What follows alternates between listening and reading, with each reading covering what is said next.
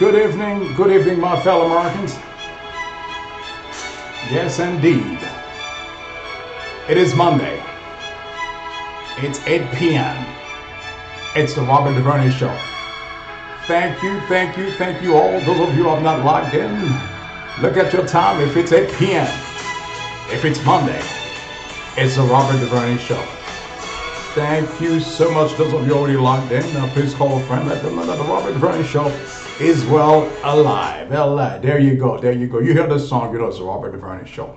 Well, good evening to you all this evening. I'd like to take this time to thank each and every one of you for logging in.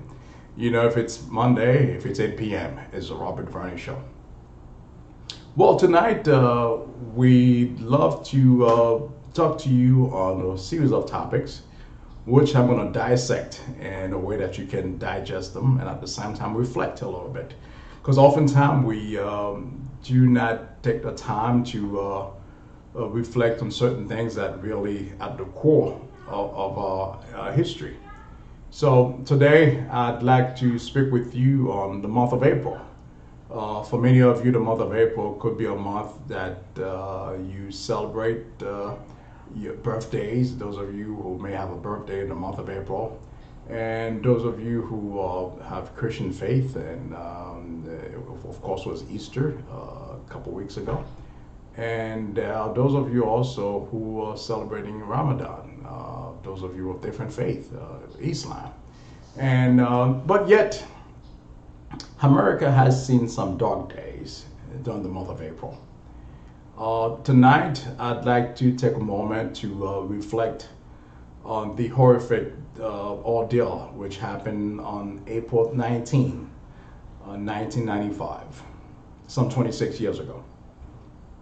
Just a little story. 26 years ago, a gentleman named Timothy McVeigh was a former Army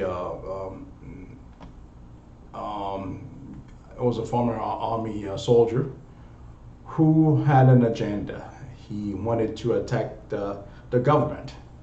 So his best ways was not to motivate others, to even indoctrinate others, but yet it was to destroy the core of our democracy. Timothy McVeigh attacked the federal building in Oklahoma, as you all know. We have quite a few deaths. And among those deaths, we have 6 children who died on that day. 138 people lost their lives. I remember that day just like it was yesterday. I was still young, vibrant, full of life. And when that happened, it struck a nerve. And I wonder, how could anyone with so much malice in them would actually blow up a building just to advance a cause, which has no basis, no foundation whatsoever. Well, tonight we'd like to take this moment to give thanks to our Heavenly Father who escaped many. This tragic, horrible act of terrorists could have been a whole lot worse. There are those who are no longer with us. There are those who suffer, who would never recover for the rest of their lives. And there are those who still going through a battle. Well, tonight we are with you. We are with you because we're Americans. Tyranny would not destroy us. I'd like to take a moment of silence in honor of those who lost their lives 26 years ago on this day, April 19, 1995.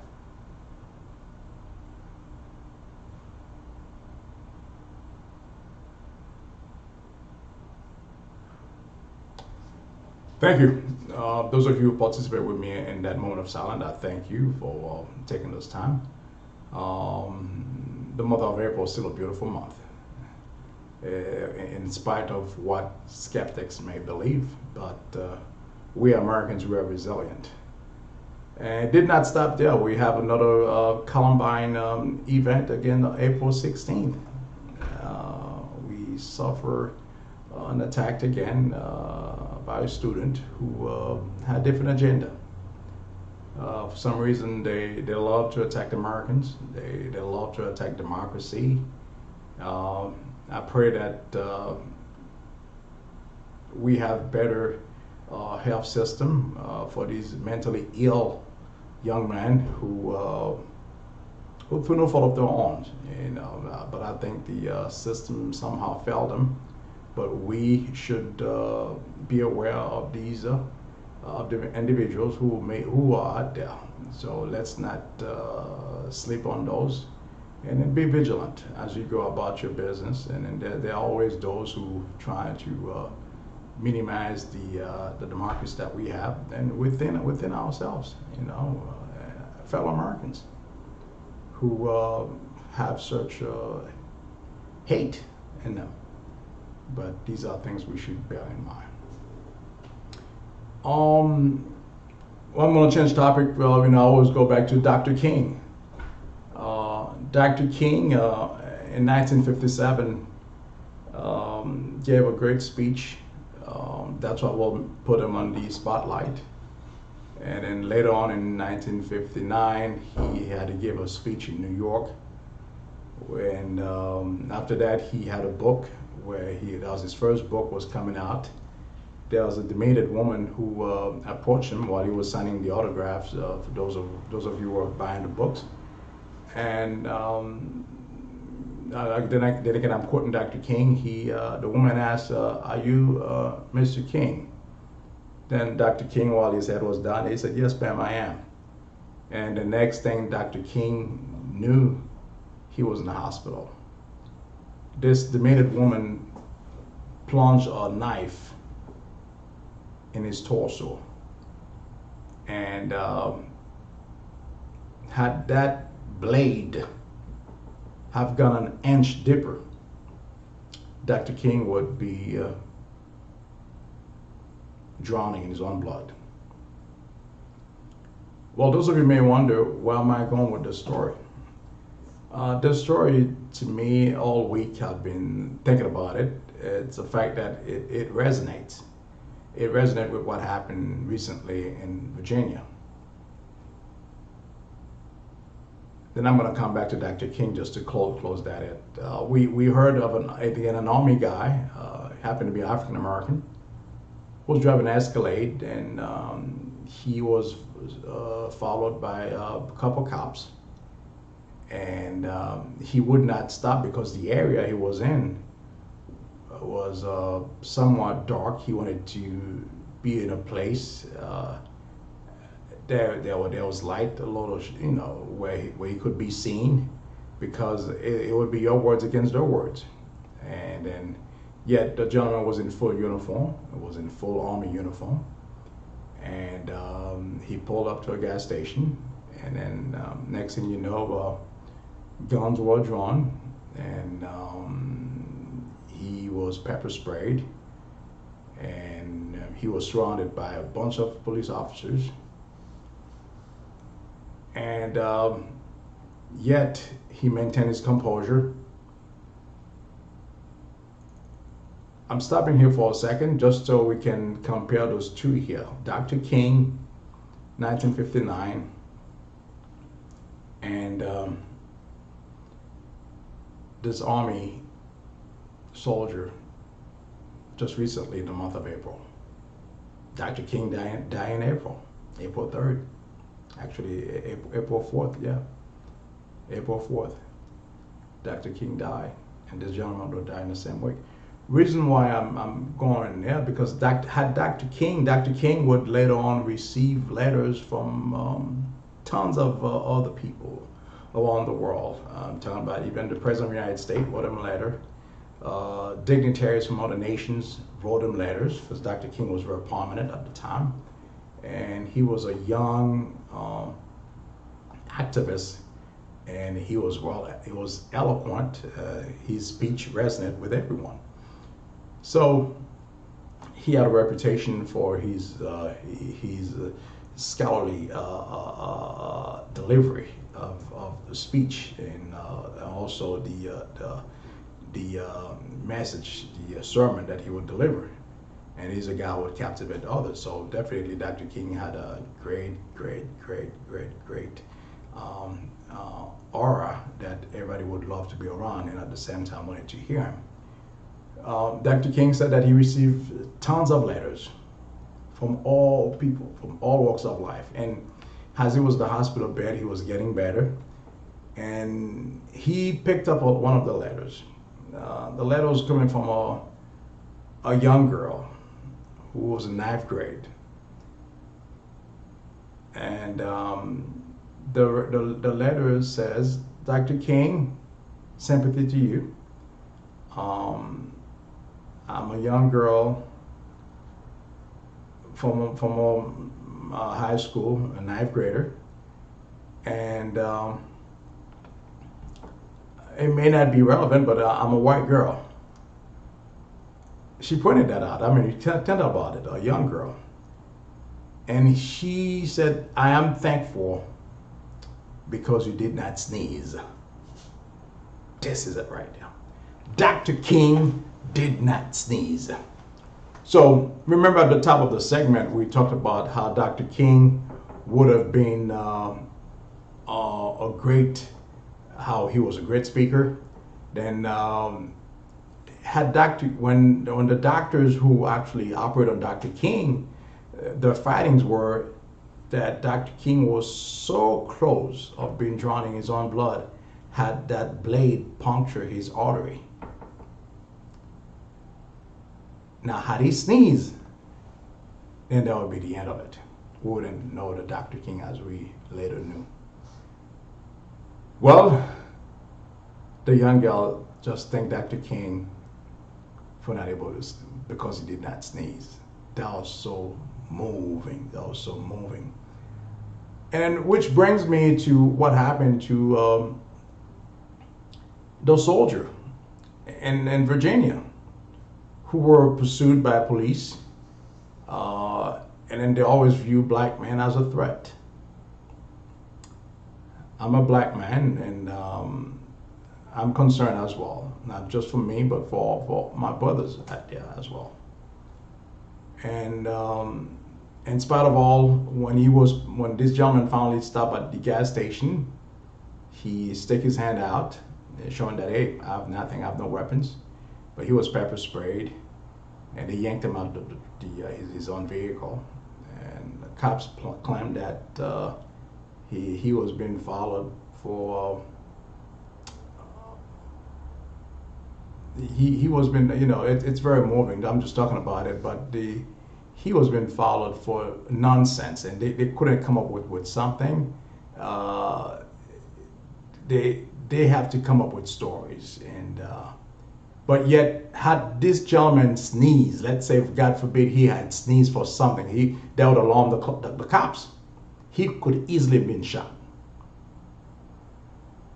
So, my message to you this evening, as you see what's happening in Minneapolis, with George Floyd last year, June of last year, you see what just happening with a young gentleman. What just happened a couple weeks ago, and also in Chicago, 13 years old was shot. Okay, you see what happened also with all these killings. Is that the best we deserve? Why we are a threat?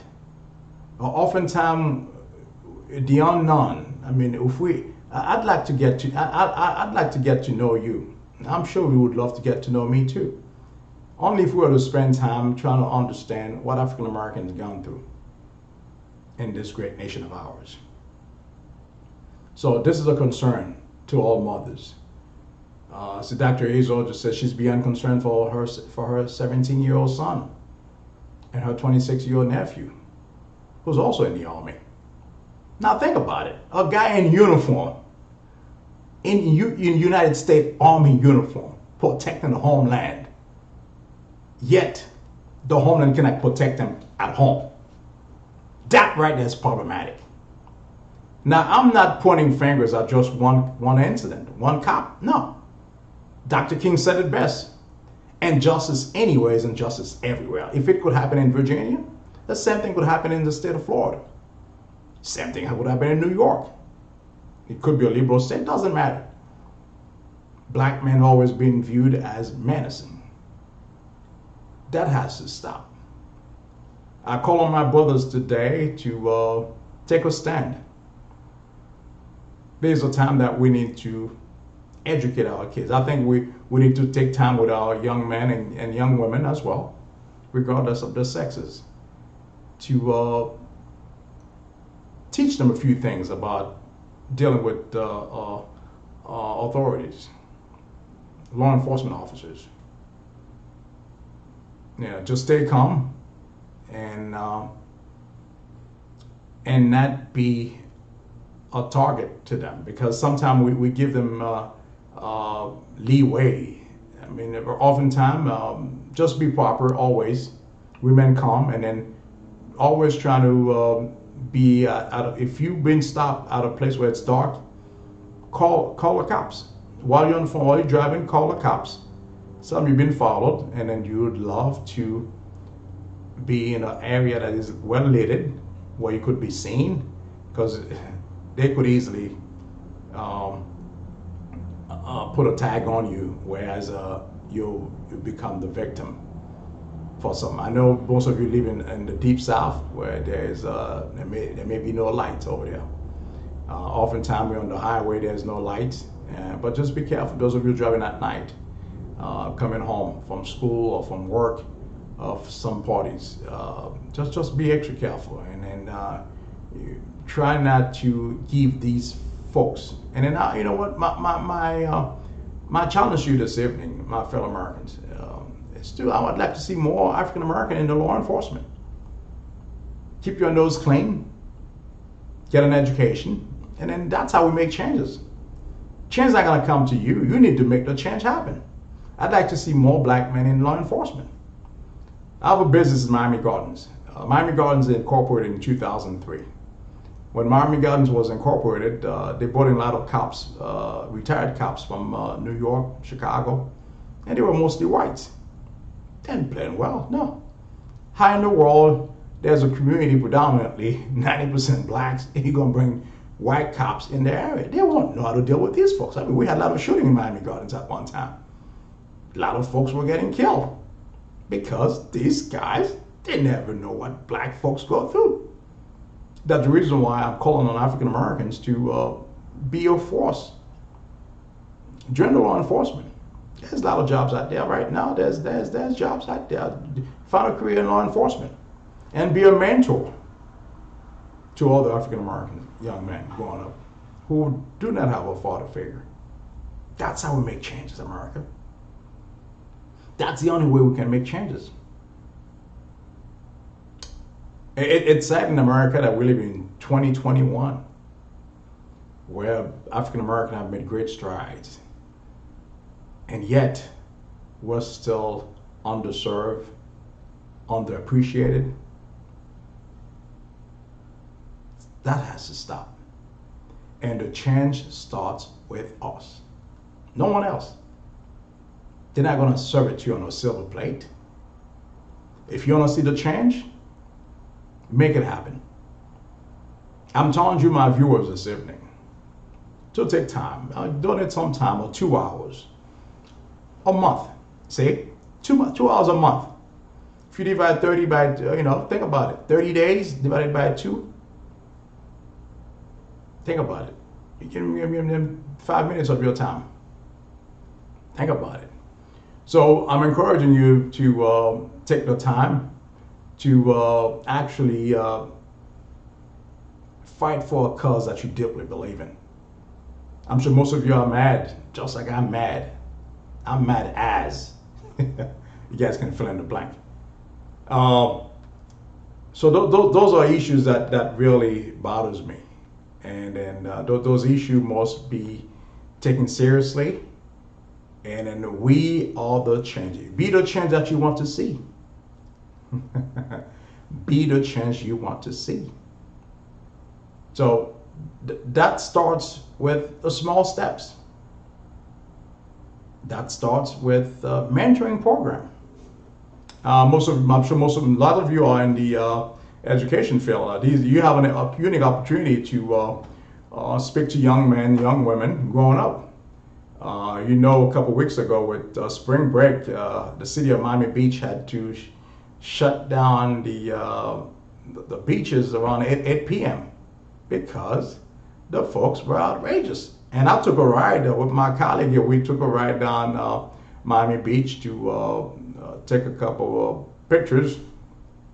And the display I've seen among my people were embarrassing. I couldn't even look at it. So I think we can do better than this. And then if you want respect, you must earn it. And this is what I want for my people. I want the very best. So tonight I'm challenging America. Those of you who may be watching this show on the rebroadcasting, you still have a unique opportunity to do something positive. Because once we're gone, I mean, we want to know that we left something behind. There's a great French author who once said, we must leave something for the next generation. Either our knowledge, either our effort, the know-how. That's key. Very important. Thank you. So far, let me see. We have a couple of concerns here. I'm looking at the screen here. I don't see any questions, but I'd like to say good evening to some of my viewers here. I have Dr. Azor, who's always on time here. There's going to be a prize. Dr. Azor will be the first one to earn that prize. Of course, Mr. Odilson Ambrose from the great city of Miami. And of course, Jeanette Ambrose as well. She logged in tonight. Rachel Theodore, all right. Marie's Riviere Darius. You guys logged in early. And then stay tuned because there'll be great prizes down the road. Make sure that you tell a friend. Because before I jump on the topic, I just want to make a few announcements. Make sure that you tell a friend that of the Robert DuVernay Show that comes on every Monday. Just so you know, if it's Monday, if it's 8 p.m., it's a Robert DuVernay Show. The only show in town where information is at the core of our belief.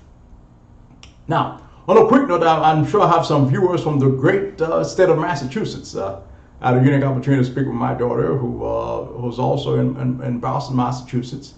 Today is Patriot Day in the great state of Massachusetts. I'd like to say good evening to all the viewers in the great state of Massachusetts.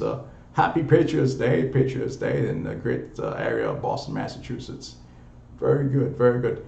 Now, I was hoping that we have some questions. If you have some questions, send it over because we only have just 7 minutes left in remaining. So I just thought that it was important that I touch this subject with you, and just so you stay afloat of what's going on. And just to recap, I encourage you to encourage the young people that are coming up. Most of them don't know any better, because when you're at that age, you think you're invincible. No one can touch you. But yet, young man, young woman, you're wrong. All right. So just be mindful of your surroundings. Be mindful of what you do, because we tend to be judged by our actions, and oftentimes we invite these things in, and so others can take advantage of, and we don't want that. We want to see our young men and young women go out and about their ways, come home in good health and without any hiccups, without any our kids coming home in a bag. No, we don't want that. And then this is still America, the greatest nation on the planet Earth. Yet we cannot control our behavior. And these are professionals. These are people with badges. That I have an issue with. These are guys who have gone to academy. But I guess you are who you are. Cannot take that away from them. You can't take that away from them. But I think there's still a great stride that we can make. And I just thought that tonight, with all politics aside, it was very important that I share these with you, because I, for one, I do have nephews. I don't have any sons, but do have nephews and nieces, uh, and which I'm concerned about. And I believe that things can get better if I do my part. Now, if we do your part, things can get better. Is that right? So very, very important. All right. On a different note, I'd like to make some few announcements. Next month, it's Mother's Day. It's Mother's Day. All of you who have mothers, all of you have wives, all of you have significant others in your life. There will be a time to celebrate your mother, and because I think the world is better with women in it. What would the world be without women? For one, will be lost. You'll tell me what's my name, I'll tell you who. So I think those of you, this is a time to get ready to celebrate your mother, celebrate your loved one, and any women in your lives. I mean, they should be celebrated. I don't think the just one day in the month of May. I think we're gentlemen here. We're going to celebrate the women all the month of May, from May 1st to May 31st. Is that right, my brothers? If my brothers are in the house, give me a thumbs up here. Let me know that you're with me. I'm not alone here. All right, if all my brothers are here, so that let me know that you're with me, and then you'll stand with me as we celebrate Mother's Day. And just a few quick announcement: there will be a special program for all the women. Oh Lord, Dr. Hazel just said, and she put it out there on me, man. She sure would be lost. Oh my God. Just like that, Dr. Hazel. I thought, well, we're somewhat lost, but he said, sure would be lost. That thing could have been all caps. Thank you so much. I needed a laugh, I mean, but we need that. So we should definitely we should definitely keep those in mind, and celebrate your mothers, celebrate the women in your life, and I think that they're worth it. They're worth it. Okay. See, now the women are they're chatting right now. See, now Rachel in the house. Okay, very good. So so guys, you know what? I'm gonna have a show especially for the guys, give them a few hands here on how to celebrate Mother's Day. Remember that Mother's Day is May 9th, which is on a Sunday, gentlemen. The second Sunday of the month of May. Just mark this in your calendar. Put it in your alarm system. Make sure you remember that day, because otherwise you're gonna hear it for it until next year. So there was a gentleman who once told me, if you wanna remember your wife's birthday, just forget it once. You never. just forget it once. Just once, buddy. You'll never forget it. So I realized that you're either gonna hear it every day, or they'll throw something across the hall. Your best Rolex watches, whatever that may be. So you'll never forget that day. So gentlemen, let's not be victim of forgetting. Let's keep those in mind. Let's celebrate our women in our lives, and then the world is better because of, okay, I have one brother give me a thumbs up here. You have to get 3 thumbs up. 3 fingers up. All right, sounds good, man. That's where to go. Yeah, we honored our women, and we know that without you women, the world would not be a better place. So we're forever thankful to these women, and women in uniform who are serving, the nurses, we thank you. We thank you for all your hard work, the work that you do at home, you keeping the home intact. That speaks volume. So we thank you so much. And then you got the show tonight. And the majority of my viewers here tonight are women. So, guys, fellas, I can't let the women. I love the women. I love them. It's the best thing God created, women. So I really thank you. Okay, I have a brother. He gave me 2 arms up. Dr. Ralph. All right, Regnia in the house. Very good. So this is it for tonight, ladies and gentlemen. It's 29 after the hour.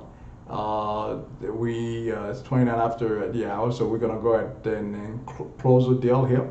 Next Monday will be the 26th of April, April 26th. We're gonna have another show like this one, and you talk about the important things. And those of you who have not filed your taxes, you have until May 17th to do it. Just keep that in mind. And you will also, the IRS has made it official that those of you who are expecting that $3,600 will be given to you incrementally. So there is more. And then those of you who may have questions, as you can see, time is up. So I'm just wrapping up things up. So should you have any questions, comments, and please message me, send me an email, send me a text, and I'll be more than happy to answer whatever questions you may have. Again, thank you all, and remember, if it's Monday, if it's 8 p.m., it's a Robert Duvernay Show. Until we meet again next time, I'd like to thank you and see you next time. See you next Monday, the 26th. Have a wonderful evening, my fellow Americans.